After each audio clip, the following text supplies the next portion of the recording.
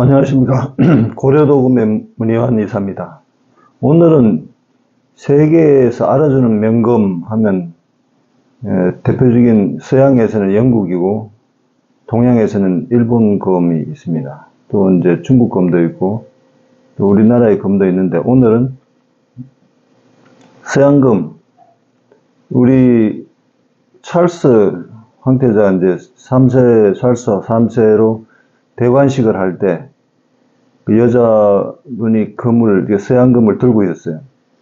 날 길이 122, 전체 길이 122고 8파운드입니다. 영상을 내가 같이 띄울게요. 8파운드면 우리가 쓰는 킬로그램 무게는 3.6kg예요. 우리 지금 고려도금에서 만드는 칼들이 뭐 1.2kg, 무거워도 1.6kg 뭐 이상 안 나가는데 굉장히 무거운 칼이죠. 그 여자분이 그 대관식 준비하느라고 그 3.6kg 칼을 계속 1시간 동안 들고 있었어요. 그러니까 얼마나 무거웠겠어요. 근데 그 대관식 준비하려고 자기가 그 무거운 걸 들고 서 있는 그걸 하려고 근력 운동을 엄청 했다는 그런 얘기가 있더라고요. 그래서 서양에서는 뭐 아시다시피 여왕이 뭐 공작이나 백작이나 기사들한테 금을 수여합니다. 건의와 너한테 이것을 주니 뭐 백성을 다스려라, 한 성을 다스리고, 이렇게 그 권력과 권위의 상징으로 주는 거죠. 그 서양금 있고, 또 일본금이 무려 뭐 5만 개나 된대요. 그 중에 이제 일본을 대표하는 금, 한국말로 하면 천하오금인데, 일본말은 텐가쿠겐인데, 거기에 이제 대표적인 5개. 여러분들이 이제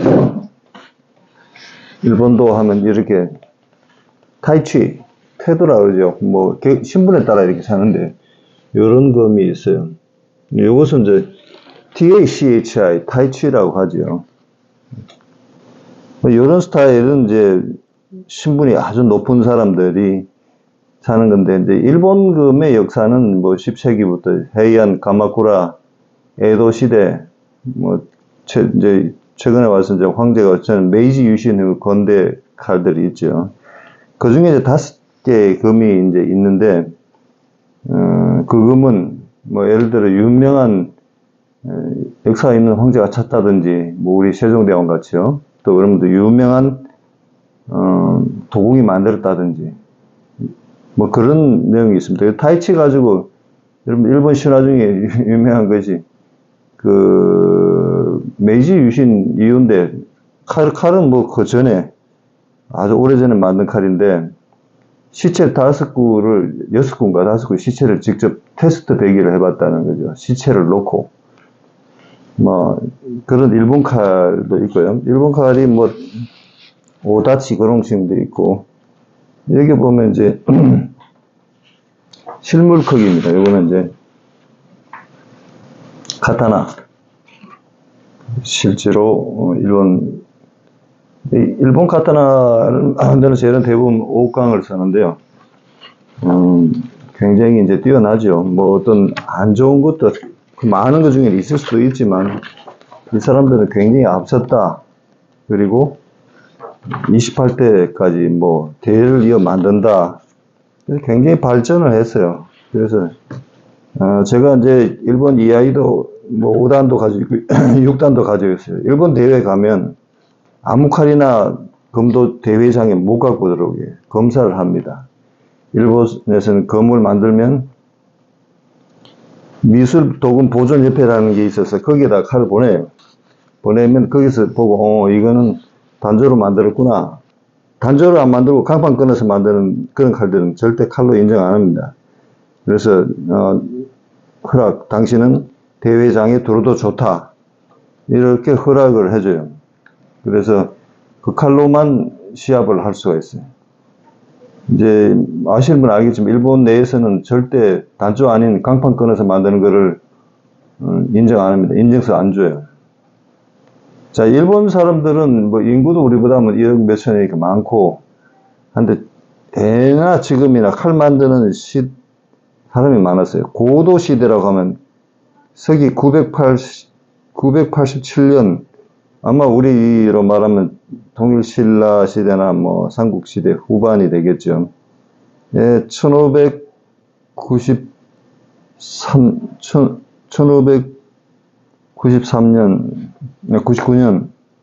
93년에 임진왜란이 시작해서 99년에 7년 전쟁 끝났죠.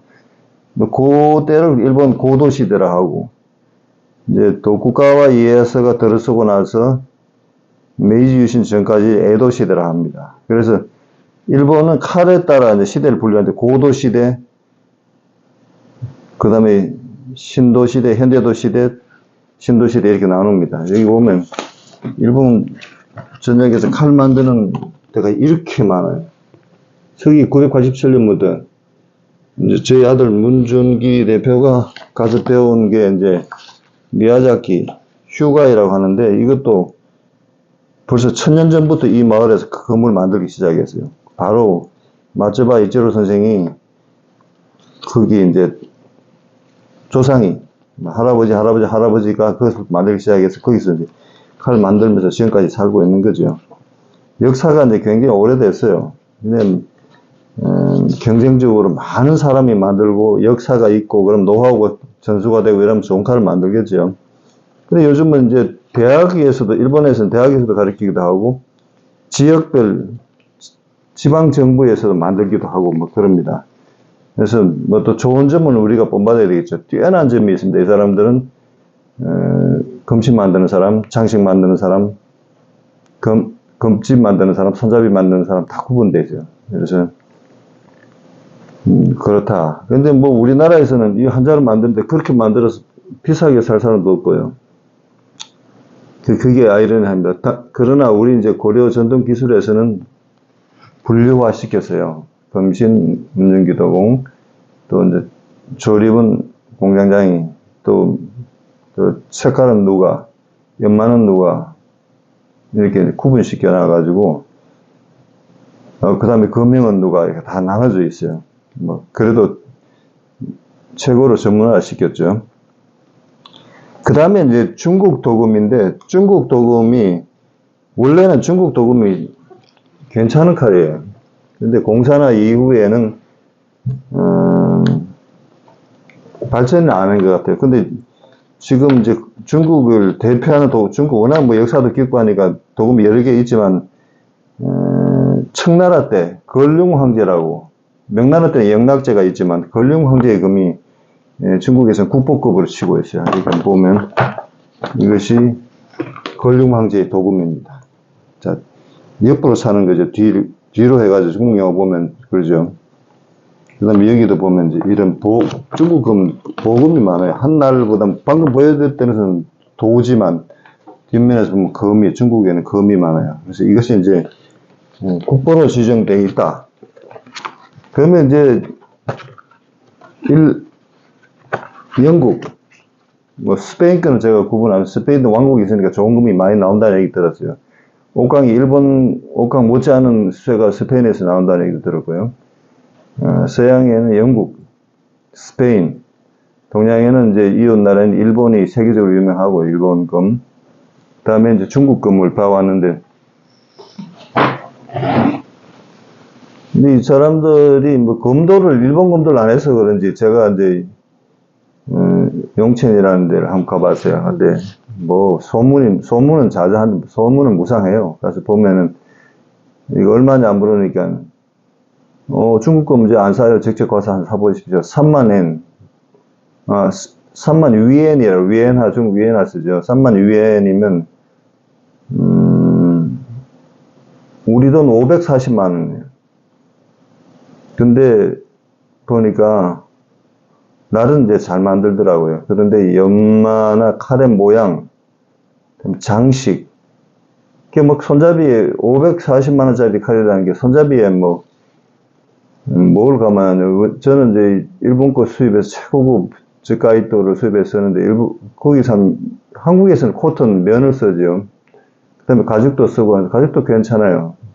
최근에 양가죽을 한번 써봤더니 참 괜찮더라고요. 근데 그 사람들은 그냥 합성수지, 우리가 쉽게 말하면 나일론 그런 거 쓰고 있어요. 그래서 드라이 잘하고 양복 잘 차려입고 운동화 다 떨어진 거 신고 있는 거나 마찬가지예요. 그 다음에 이제 손잡이를 이렇게 잡아보니까 그립, 우리 골프 치는 사람들 그립, 테니스 치는 사람 그립값이 얼마나 중요합니까? 뭉뚱하게 돼 있어요. 아, 딱 만져보고 폴첸이나 골드스테일 이쪽에 있는 사람들 폴첸금도 만져봤는데 뭉뚱해요. 아직 검도하는 사람이 없구나. 검도 고수가 있으면 이렇게 만들면 안 된다. 일본 사람들이 이렇게 만드는 게 다 이유가 있어요. 그런 점을 좀 느꼈어요. 그 다음에 워낙 그 사람들 거짓말 잘하니까 무슨 운석을 주워서 와서 만들었다 그러고 운석인지 뭔지 어떻게 알겠어요. 일단 이제 한국금이라 여러분들이 생각할 때 한국을 대표하는 금이 뭘까? 얼마 전에 이제 작년이죠. 한국 하면 조선의 영웅 이순신이란 말이에요. 이순신의 금이 국보로 지정됐어요. 도금으로서 국보로 지정된 건 처음이었죠, 처음.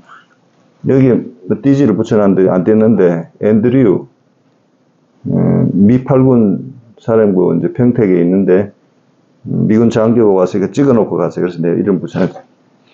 자, 충무공도는 여러분들이 한두 종류가 아니고 여러 개가 있는데요.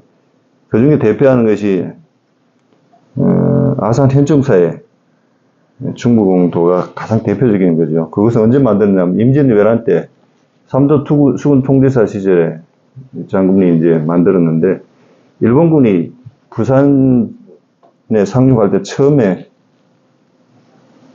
10몇만이 올라왔죠. 14만인가만 첫 번째 도달한 병력들이죠. 근데 이제 그 중에서 일본 전역을 이제 통일할 땐 도요토미가 통일할 땐 노부다나가 그 선생이 이제 다 통일시켜 놓은 걸 이제 마지막에 암살돼가지고 도요토미가 맡았죠. 그래서 조선 전쟁에 참가를 희망하지 않은 지역 사람들도 있어요. 그래서 이제 막상 들어오니까 보급선이 일본이 생각 못한 게 오병이라는 것은 전쟁이라는 것은 그 사람들은 쇼군, 다이묘, 장군, 귀족들 저끼리 싸움이지 일반 평민들, 서민들, 농사 짓는 사람은 칼 들고 누가 쫓아왔다 갔다 해도 쳐다보지 않고 그냥 모내기만 어떤 놈이 되든지 우리는 세금만 내면 되지 상관없다. 사또가 되든지 오카야마가 되든지 노무라가 되든지 기무라가 되든지 상관없다. 이런 게 일본의 사고인데 조선 침략하고 보니까 한양까지 도달하는데 23일 그냥 지금 보병의 행군 속도가 똑같이 그냥 가버렸어요. 전쟁다운 전쟁이 없이 실립이 한번 맞긴 했지만 임금이 이제 밤에 한양을 버리고 도망갔기 때문에 백성들이 화가 나서 경복궁하고 창덕궁에 불을 질렀죠. 그런데 예상 못하게 어병이라는 게 있어서 뒤에서 보급선에 쌀 끌고 가는 소구르마를 습격한다든지 해서 전방에 있는 전투하는 병사들이 3일 굶고 그랬어요. 굶으면 아무리 강한 병사들도 굶으면 안 되죠. 그러면 전투력이 약해지는 겁니다. 그럴 때 이제 3만 명이 기화를 했는데 그 중에 태무량 이기생이 무이무생 이 두 사람이 있었는데 이 사람